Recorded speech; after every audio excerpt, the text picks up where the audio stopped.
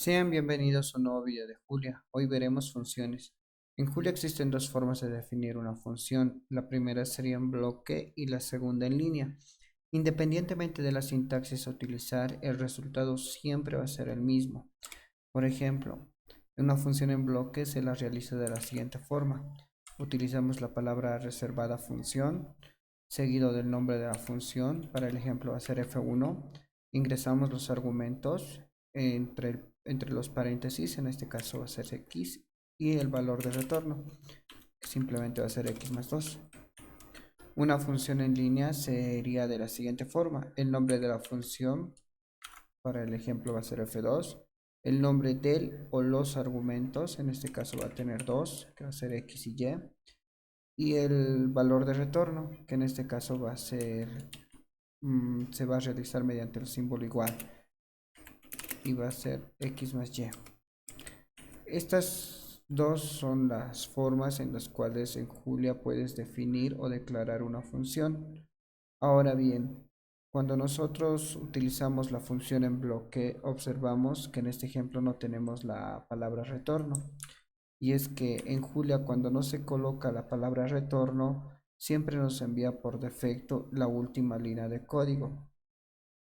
En este caso, como solamente tenemos una línea de código, nos envías, este sería como la última, sería la primera y la última, es por eso que nos envía siempre, no vamos a tener ningún inconveniente. Vamos a ver con un ejemplo. Acá tengo una función, la cual se la llama operación aritmética. Y lo que podemos observar es que no tiene la palabra retorno, entonces qué línea o qué operación nos va a devolver siempre va a ser la última, que sería x dividido entre y. Llamamos a la función operación aritmética, digitamos los valores y nos devuelve 3 dividido entre 3, ¿no? Si nosotros quisiéramos que nos retorne, por ejemplo, la resta, entonces lo que hay que hacer es escribir la palabra reservada retorno, ejecutamos la función, llamamos a la función y nos devuelve 3 menos 3, ¿no?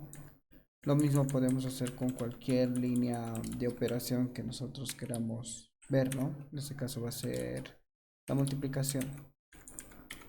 Vamos a llamar a la función y nos devuelve 3 por 3, 9, ¿no? Esto es lo que todo con respecto a la declaración y al uso de la palabra retorno en Julia. Ahora vamos a ver un poco de variables locales y variables globales. Déjenme borrar esto, por favor. Ahora sí.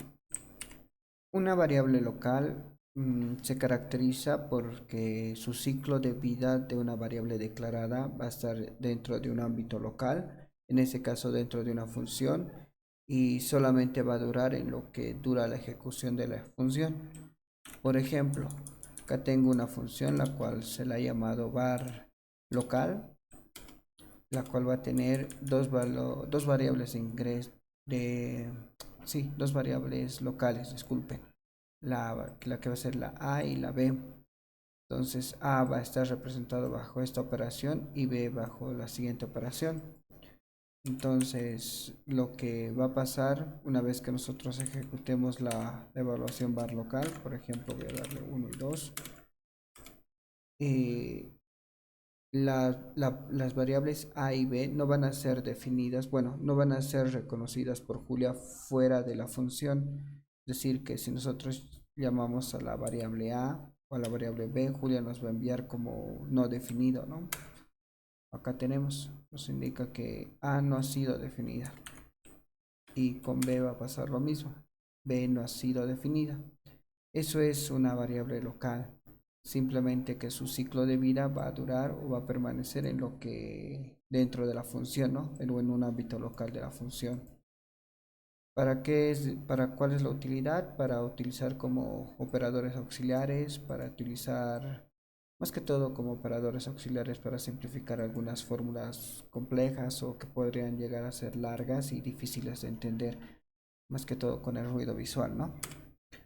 Las variables globales son todo lo contrario a una variable local. Por ejemplo, acá tengo una función la cual he llamado doble y tiene una variable global que va a ser z. Esta variable global lo que representa, bueno, más que representar, es que el código o la variable global no va a ser solamente, no va a estar declarado dentro de un ámbito local como el anterior, es decir, dentro de la función, sino que va a ser reconocida dentro de todo el código. Entonces, por ejemplo, yo escribo acá doble, llamo a la función doble, ingreso el valor de 2 y cuando llamo a la variable z, Julia ya lo reconoce porque ha sido declarado de manera global. Entonces, eso es las variables globales que van a ser o su ciclo de vida no es solamente dentro de la función, sino dentro de todo el código. ¿Cuál es recomendable utilizar? Siempre variables locales. En lo general o por las recomendaciones que siempre utilicen variables locales, ya que al utilizar variables globales, estas pueden llegar a ocasionarnos errores dentro del código, ¿no?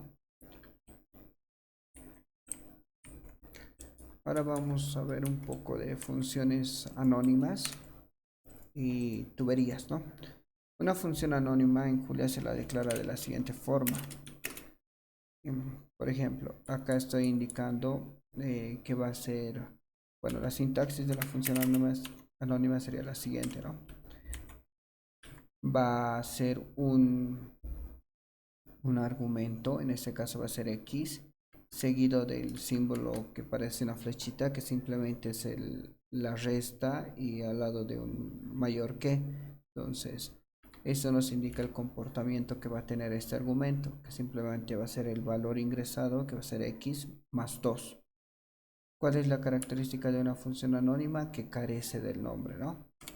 Esta es la declaración de una función anónima en Julia, pero en línea. También se la puede hacer en bloque y se la utiliza a través de la palabra reservada función. Como una función anónima carece del nombre, entonces directamente ingresamos los argumentos. En este caso va a ser igual a x y podemos indicar el retorno que va a ser x más 5. Estas son las dos formas de declarar una función anónima en Julia. Ahora, una de las utilidades de una función anónima es a través de las tuberías. Me explico, una tubería simplemente nos sirve para encapsular un resultado, ya sea de una función o de un valor, de una variable, disculpen, y almacenarlo en una variable temporal para después utilizarlo como un valor de una nueva función. Vamos a ver con un ejemplo. Voy a declarar la función row que va a tener de argumento un valor que va a ser x y este row simplemente quiero que sea x más 3. Ejecuto. Entonces ya tengo la función. Voy a llamar a la función row. Voy a ingresar el valor de 2 y nos va a resultar 5, ¿no? Listo ahí.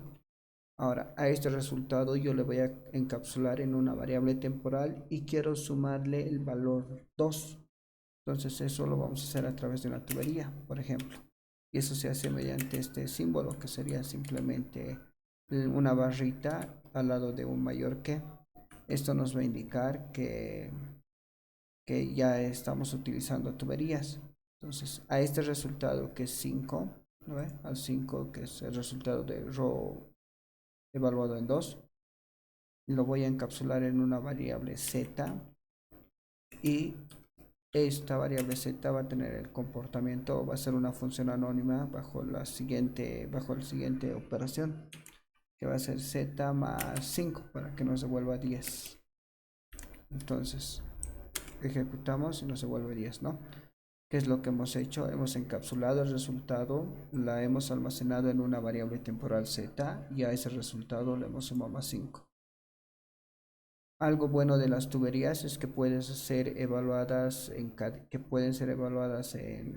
cadena y pueden ser en evaluaciones. Por ejemplo, a este resultado que yo ya sé que es 10, lo voy a almacenar en una variable g, que va a ser temporal.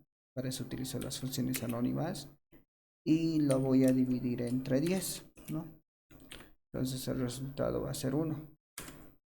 ¿Ven? Entonces siempre captura el resultado de la última operación, o en este caso de la última función anónima, y la encapsula, ¿no? Eso es una de las utilidades de las tuberías junto a las funciones anónimas. Posteriormente vamos a ir viendo algunas de las utilidades, sobre todo al hacer evaluaciones o análisis con data frames, que nos va a servir de mucha utilidad esta combinación entre tuberías y funciones anónimas. Ahora bien, en Julia existen palabras reservadas, por ejemplo, para determinar el tipo de dato de una función. Estas palabras reservadas son funciones internas predeterminadas de Julia, que también las podemos utilizar como al lado de una tubería, ¿no? Entonces, por ejemplo, acá quiero saber el tipo de dato de este 23 y nos indica que es entero. Si le coloco 23.0 nos va a indicar que es flotante. Esto lo podemos hacer mediante una tubería de la siguiente forma. Vamos a utilizar esta misma función y lo que va a hacer acá, si lo colocamos para determinar el tipo de dato, nos indica que es entero, pero a través de la tubería lo hacemos de la siguiente forma. Entonces entonces si se ejecuta igual que la anterior línea, ¿no? Entonces esto es igual otra utilidad de la tubería con funciones predeterminadas o predefinidas en Julia, ¿no? Otro ejemplo más acerca de esto es con los rangos. Por ejemplo, en Julia, para determinar un rango, simplemente colocamos el valor inicial, 2 puntos y el valor final. Entonces, en este caso, lo que yo le estoy indicando es que me genere un vector que va a ir de 1 hasta 5 con intervalo de 1 en 1. Esto es porque no le he determinado el intervalo, ¿no? Si nosotros vemos, acá nos envía internamente, Julia ya lo reconoce como un vector, pero visualmente para nosotros no es, ¿no? Entonces, para que nosotros podamos visualizar esto como un vector, utilizamos la palabra reservada que tiene Julia para esta ocasión, que va a ser collect. Ejecutamos y acá podemos ver, ¿no?, que nos indica que es un vector con intervalo de 1 en 1 que va a ir desde el 1 hasta el 5, ¿no? Si nosotros quisiéramos que este vector tuviera intervalos, por ejemplo, de 2 en 2, lo que debemos hacer es el valor inicial, para el ejemplo va a ser 0, los intervalos que va a ir de 2 en 2 y el valor final que va a ser 10. Entonces, esto es un vector de 0 a 10 que va en intervalos de 2 en 2. Para este caso, para verlo en forma de array, lo que vamos a hacer es utilizar la tubería. Ejecutamos y acá está, ¿no? Podemos ver que es un vector que va desde 0 a 10 con intervalo de 2 en 2. Ya. Ahora vamos a ver el retorno de tipos y métodos, ¿no? Por ejemplo, nosotros vamos a crear una función a la cual le voy a llamar op y le voy a indicar que sea esta la suma de dos valores. Por ejemplo, voy a colocar mi suma. Disculpa. Mi suma. Y va a ser esto. Nos va a retornar la suma de los dos argumentos ingresados. Pero quiero que el tipo de dato de respuesta siempre sea entero. Entonces esto lo hacemos de la siguiente forma, ¿no? A esta función mi suma le estoy indicando que el resultado siempre sea un tipo de dato entero. Entonces ejecutamos esta función, llamamos a mi suma, ingresamos los valores, no importa que sea uno entero y el otro decimal, entonces siempre nos va a devolver entero, ¿no? Y para que veamos el ejemplo con mayor comprensión, voy a generar otra función que va a ser mi suma 2. Igual va a tener valores de ingreso XY. y va a ser igual a la suma. ¿Cuál es la diferencia entre esta función y la que se realizó al último?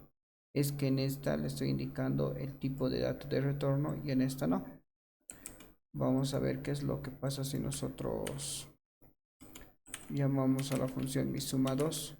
En Julia, cuando existe un tipo de dato entero y un argumento de tipo de dato entero y otro argumento de tipo de dato flotante, siempre el resultado nos devuelve flotante. Vamos a verlo. Ejecutamos esto y miren, nos devuelve, si bien nos devuelve la suma, pero en este caso nos devuelve un tipo de dato flotante, a diferencia de este, ¿no? Que nos ha devuelto el tipo de dato entero, pese a que los argumentos son del mismo tipo de dato, ¿no? Eso es la función con un retorno de tipo de dato. Nos puede servir, nosotros podemos declarar que siempre sea el retorno de una función un texto o un string, que es lo mismo, un número flotante, un número entero, y entonces con eso nosotros evitamos o realizamos evitamos errores, ¿no? Porque ya tendríamos, por ejemplo, no nos permitiría ejecutar determinado resultado o no mostrar determinado resultado de una función sin que éste no cumpla con los requisitos en los tipos de datos, ¿no? Ahora vamos a ver un poco de métodos. Voy a borrar esto. Y para hacer un método, lo primero que voy a hacer, voy a generar una función que va a ser op. Va a tener el argumento x y nos va a devolver x más 4. ¿Qué es lo que quiero que observen?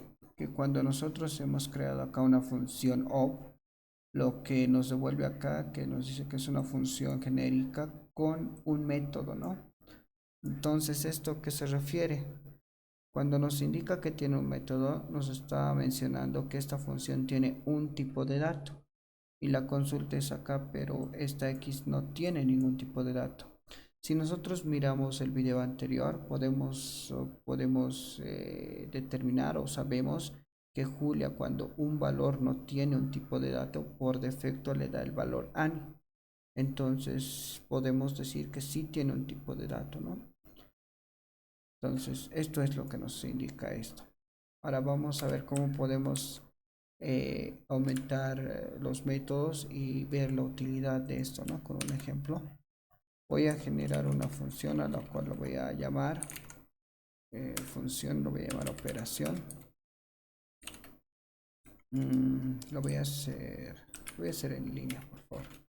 Operaciones, ¿ya? Y va a tener de argumento dos valores que van a ser x y y este nos va a devolver la suma. ¿Qué es lo que vamos a hacer acá?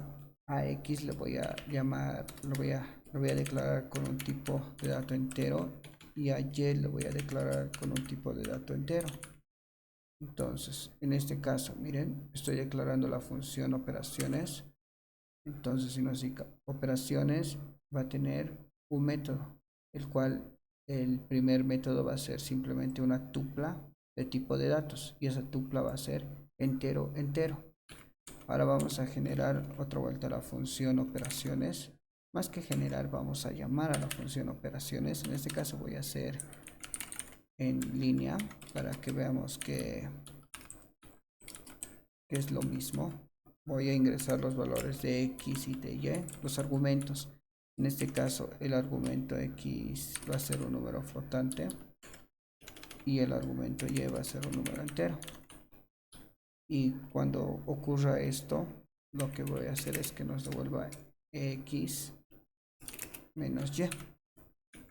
Entonces ejecutamos y acá nos indica, ¿no?, que la función operaciones ya tiene dos métodos. Claro, porque ahora ya tiene dos tuplas de tipo de datos, ¿no? La primera tupla es esta, que sería entero, entero, y la segunda tupla sería esta, que sería entero, disculpen, flotante, entero.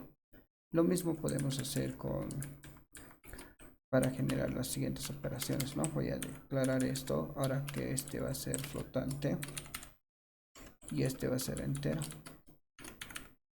y cuando ocurra esto lo que quiero es que me multiplique.